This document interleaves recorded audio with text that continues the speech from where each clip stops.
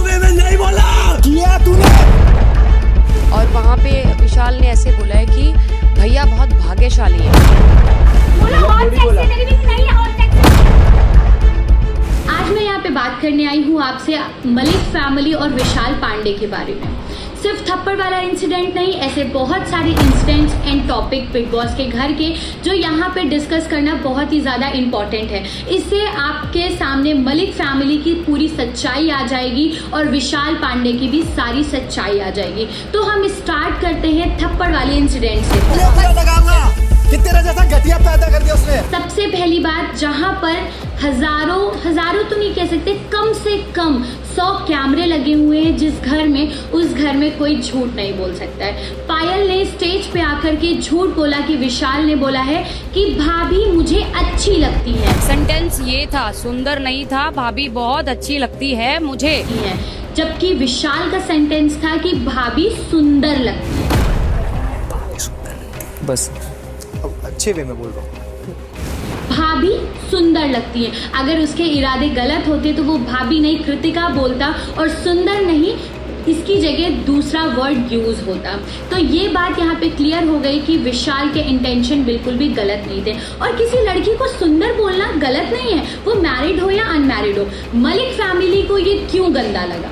क्योंकि जिसकी जैसी सोच वो वैसा ही सोचता है। यहाँ पे 3 टॉपिक्स उठ सकते हैं। या तो पायल को कृतिका से बहुत ज़्यादा जेलसी है क्योंकि कृतिका को ही सब ज़्यादा सुंदर बोलते हैं, पायल को कम सुंदर बोलते हैं। मेरा काम तो ऐसा कर रहा है ना, मेरा दिल तो ऐसा कर रहा है ना, पायल मैं बता रही हूँ।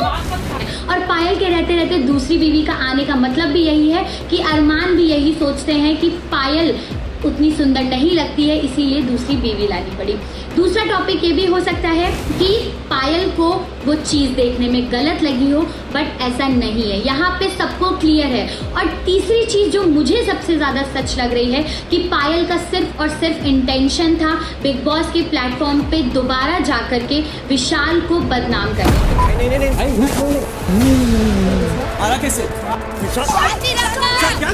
क्योंकि बाहर आने के बाद उनको पता चल चुका था कि सबसे स्ट्रॉन्ग कंटेस्टेंट और उनको सबसे ज़्यादा सपोर्ट करने वाले विशाल के पास लोग हैं और शिवानी के पास हैं। तो उन्होंने ये षड्यंत्र रचा और बिग बॉस के प्लेटफॉर्म पे दोबारा जा करके सिर्फ शिवानी और विशाल को ही टारगेट किया, एक टॉपिक उठा करके।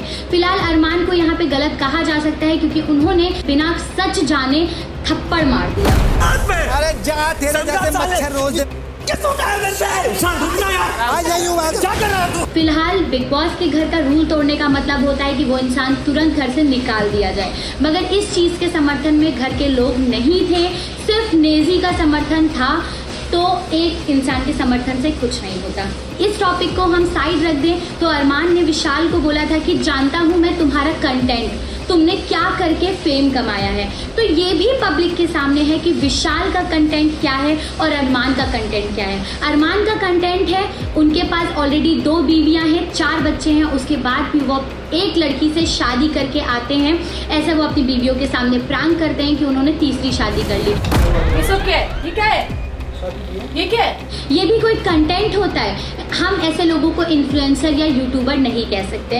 ये सिर्फ गलत चीज़ें समाज में फैला रहे हैं। और एक ये कंटेंट, दूसरा कंटेंट बीवियों के झगड़े हो रहे हैं, व्लॉगिंग ये लोग करें। क्या व्लॉगिंग कर रहे हो आप? अपने घर के झगड़े दिखा रहे हो? पागल हो गई है क्या? तेरा दिमाग में कोई ले गया उठा के वहाँ से? थप्पड़ कैसे मार रही है मुझे? किसी को देखना पसंद नहीं है और पता नहीं कौन ऐसे लोग हैं जो आप जैसे लोगों को फॉलो करते हैं। कंटेंट की चीज़ भी क्लियर हो गई। तीसरी चीज़ आती है, अरमान ने बोला विशाल को कि तू इतना भी सुंदर नहीं है कि तेरे पीछे लड़कियों की लाइन लगे, इसीलिए तूने मेरी बीवी पे नज़र डाली।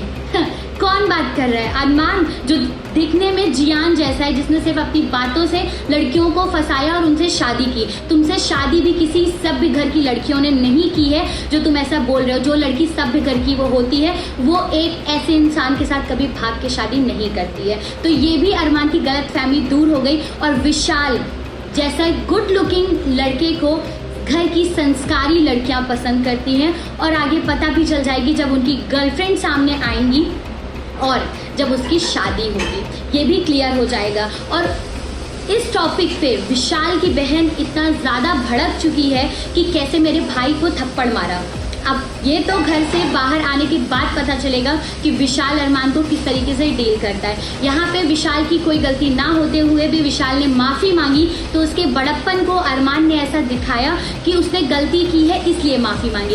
इस चीज़ से हम एक और चीज़ सीख सकते हैं कि बिना गलती के कभी माफ़ी ना मांगी जाए, क्योंकि ये कलयुग है, यहाँ पे कोई अपना नहीं है।